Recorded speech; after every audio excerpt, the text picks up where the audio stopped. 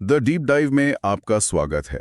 आज हमारे हाथ जो स्रोत लगे हैं वे काफी दिलचस्प हैं। ये कोई लंबा चौड़ा लेख या रिसर्च पेपर नहीं बल्कि खाद्य संसाधनों में सुधार विषय पर बना एक क्विज है। हाँ, ये वाकई एक अलग नजरिया है। आमतौर पर हम गहरी व्याख्याओं में जाते हैं, लेकिन यहाँ हमें मुख्य रूप से परिभाषाओं और अंतरों पर केंद्रित सवालों का एक सेट मिला है। तो चलिए इन सवालों के जरिए इस विषय की गहराई में उतरते हैं। तो पहला सवाल जो हमारे स्रोत में है वो मिश्रित फसल यानी मिक्स क्रॉपिंग और इंटरक्रॉपिंग के बीच के फर्क को लेकर है। जी सुनने में ये दोनों एक जैसे लगते हैं लेकिन इनके पीछे का मकसद बहुत अलग है ना? हाँ, बिल्कुल। ये खेती में जोखिम प्रबंधन और उत्पादकता का एक क्लासिक उदाहरण है। मिश्रित फसल में होता क्या है कि दो या दो से ज्यादा फसलों के बीजों को उन्हें मिलाकर एक ही खेत में बो दिया जाता है। अच्छा। तो ये असल में एक तरह का आप कह सकती हैं बीमा है। अगर किसी वजह से एक फसल खराब हो जाए तो दूसरी फसल किसान को कुछ तो सहारा दे ही देती है। एकदम। इसमें मुख्य लक्ष्य जोखिम कम करना है। अच्छा, तो ये एक तरह की सुरक्षा रणनीति है। फिर इंटरक्रॉपिंग इससे अलग कैसे हुई? उसमें भी तो एक साथ कई फसलें होती हैं। इंटरक्रॉपिंग ज्यादा वैज्ञानिक और व्यवस्थित तरीका है। इसमें फसलों को एक खास पैटर्न में उगाया जाता है, जैसे एक कतार एक फसल की, दूसरी कतार दूसरी फसल की, इस तरह से।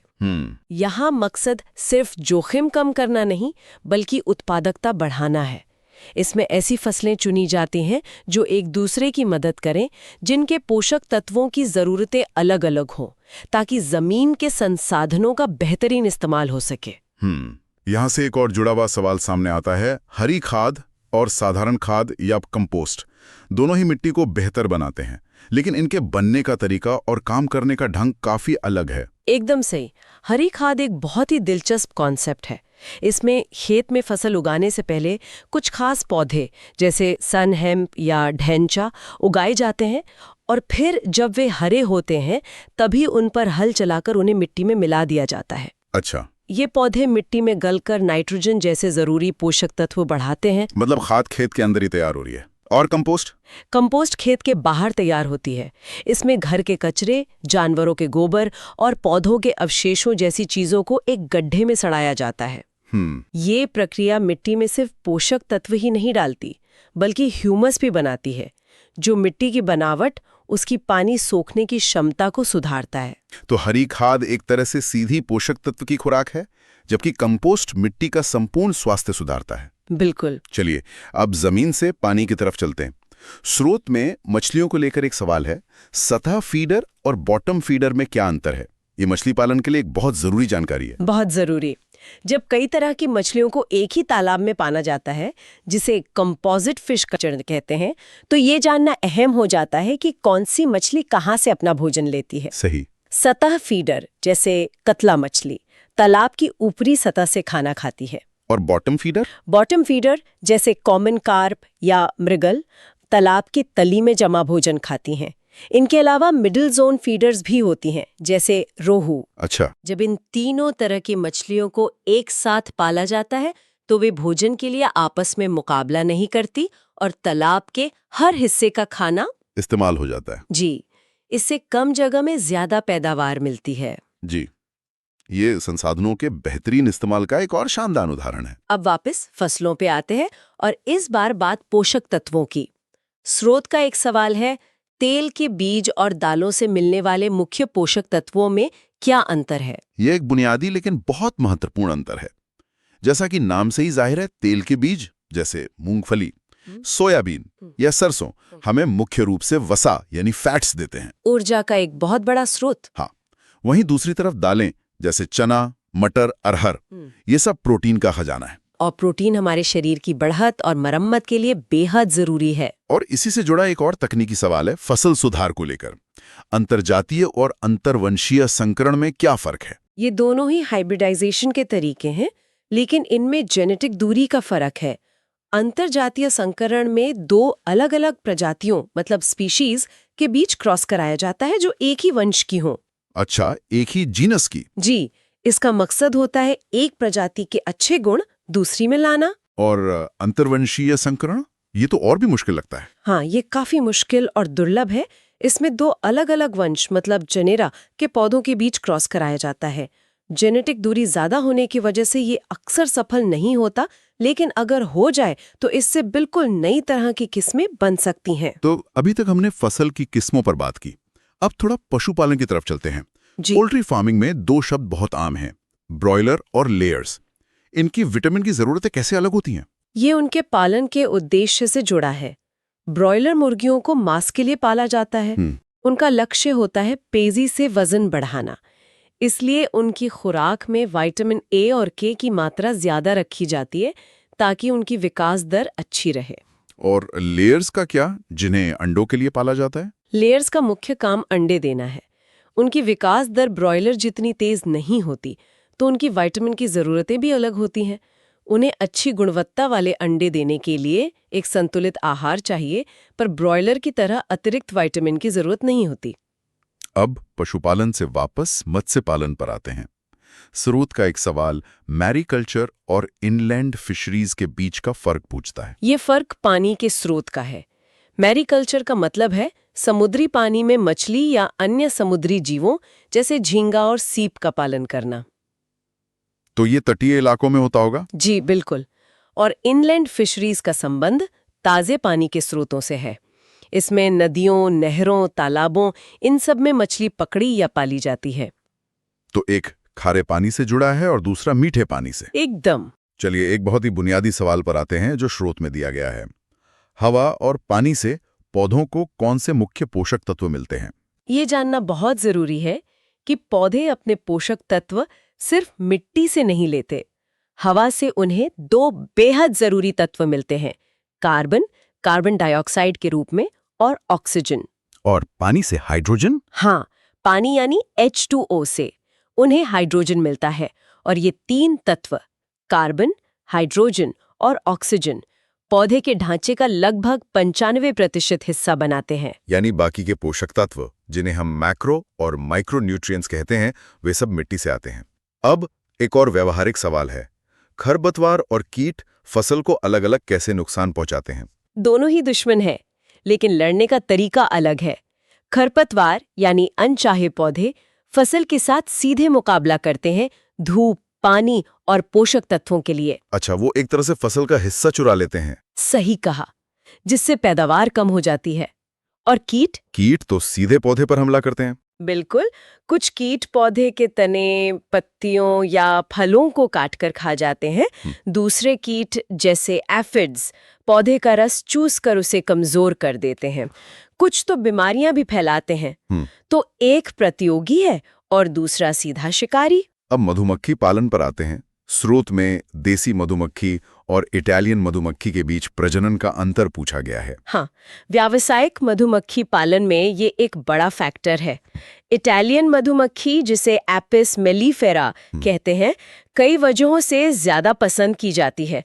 वे शहद ज्यादा इकट्ठा करती हैं, डंक कम मारती हैं, और सबसे जरूरी, उनकी प्रजनन क्षमता बहुत अच्छी होती है। जी, वे बहुत तेजी से अपनी कॉलोनी बढ़ाती हैं। और हमारी देसी मधुमक्खी जैसे एपिस सेराना इंडिका भी अच्छी है, लेकिन उसकी प्रजनन दर इटालियन मधुमक्खी के मुकाबले कम होती है। इसलिए व्यावसायिक स्तर पर ज्यादा शहद उत्पादन के लिए अक्सर इटालियन मधुमक्खी को तरजीह दी जाती है। अब पर्यावरणीय कारकों पर आते हैं। स्रोत का एक सवाल सूखा और बाढ़ के मिट्टी पर होने वाले असर के बारे में है।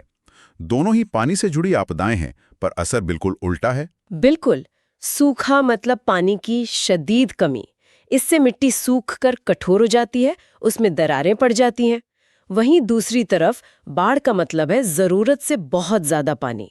बाढ़ का तेज बहाव अपने साथ खेत की सबसे उपजाऊ ऊपरी परत को बहा ले जाता है, जिसे हम मृदा अपरदन या सॉइल इरोजन कहते हैं। तो एक पानी की कमी से मारता है और दूसरा ज्यादा पानी से मिट्टी को ही बहा ले जाता है। सिंचाई के स्रोतों पर भी एक सवाल है, नहर और कुआं में क्या फर्क है?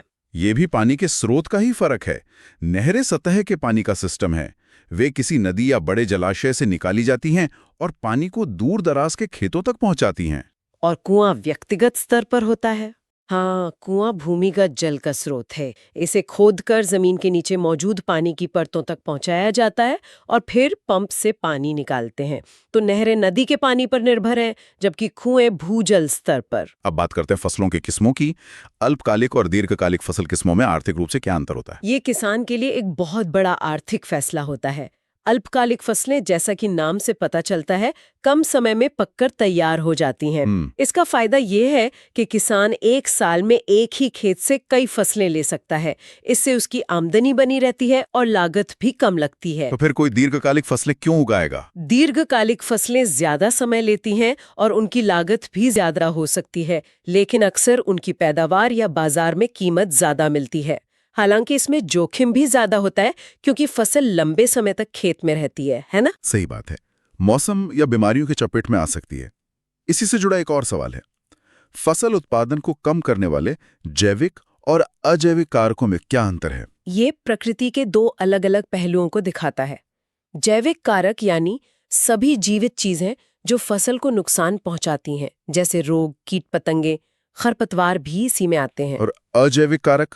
अजैविक कारक वे सभी निर्जीव पर्यावरणीय चीजें हैं जो फसल पर असर डालती हैं, जैसे सूखा, बाढ़, अत्यधिक गर्मी, पाला या मिट्टी में नमक का बढ़ जाना। एक किसान को इन दोनों तरह के खतरों से अपनी फसल को बचाना होता है। चलिए, अब वापस फसलों और मिट्टी के स्वास्थ्य पर लौटते हैं। हमारे भोजन के दो मुख्य घटक हैं, कार्बोहाइड्रेट और प्रोटीन। इनके मुख्य फसल स्रोत कौन से हैं? ये हमारे आहार की बुनियाद हैं। कार्बोहाइड्रेट जो हमें ऊर्जा देते हैं, उनका मुख्य स्रोत अनाज हैं, जैसे गेहूं, चावल, मक्का। और प्रोटीन के लिए? दालें। हाँ, प्रोटीन जो शरीर के निर्माण के लिए जरूरी है, उसका मुख्य स्रोत दालें हैं, जैसे चना, मटर, अरहर, मूंग। इसीलिए तो संतुलित भोजन में रोटी या चावल के साथ दाल खाने की सलाह दी जाती है। ये तो बहुत सटीक वर्गीकरण है। अब एक और दिलचस्प सवाल है, कंपोस्ट और उर्वरक को लेकर। हमने पहले कंपोस्ट की बात की थी, लेकिन उर्वरक यानी फर्टिलाइजर से इसका क्या अंतर है? ये एक बहुत बड़ा फर्क है और इसे समझना टिकाऊ खेती के लिए बहुत जरूरी है। उर्वरक, जिन्हें हम फर्टिलाइजर कहते हैं, वो कारखानों में बने रसायन होते हैं। वे पौधों को तुरंत और निर्दिष्ट पोषक तत्व देते हैं, जैसे नाइट्रोजन, फास्फोरस। जी, वे मिट्टी को सिर्फ खिलाते हैं। और कंपोस्ट? कंपोस्ट मिट्टी को जिंदा करता है।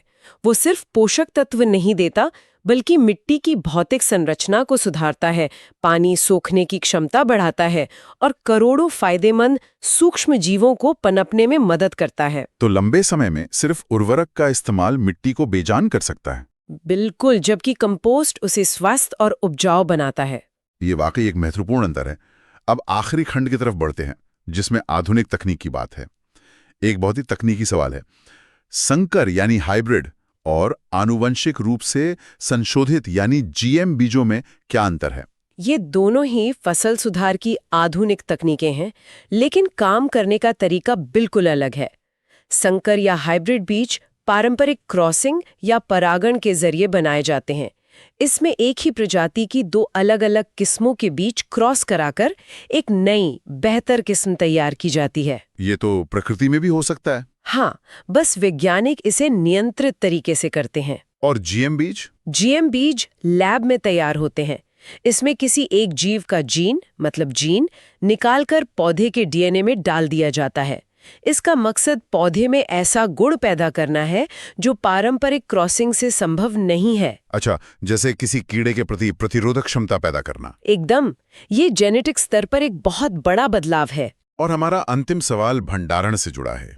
धुएं यानी फ्यूमिगेशन और भंडारण का क्या संबंध है? फसल उगाना लड़ाई का सिर्फ एक हिस्सा है, उसे सुरक्षित रखना दूसरा। अनाज को जब गोदामों में भंडारित किया जाता है तो उसमें घुन, कीड़े और दूसरे जीव लगने का खतरा होता है। फ्यूमिगेशन का उपयोग इसी समस्या से निपटने के लिए किया जाता है। इसमें गोदाम में एक जहरीली गैस छोड़ी जाती है जो हवा में फैलकर सभी कीटों को मार देती है, ताकि अनाज सुरक्षित रहे। तो ये भंडारण में फसल को कीटों से बचाने का एक तरीका है। हाँ, ये एक जरूरी प्रक्रिया है ताकि किसान की मेहनत और देश का अनाज बर्बाद न हो। और इसी के साथ ये सवालों की श्रृंखला समाप्त होती है। ये वाकई एक दिलचस्प अनुभव था।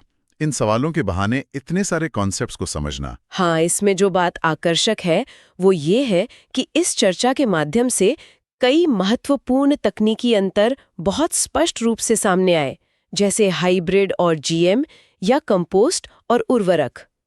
ये गहरी समझ के लिए एक आधार बनाने का एक बहुत ही कुशल तरीका है। बिल्कुल,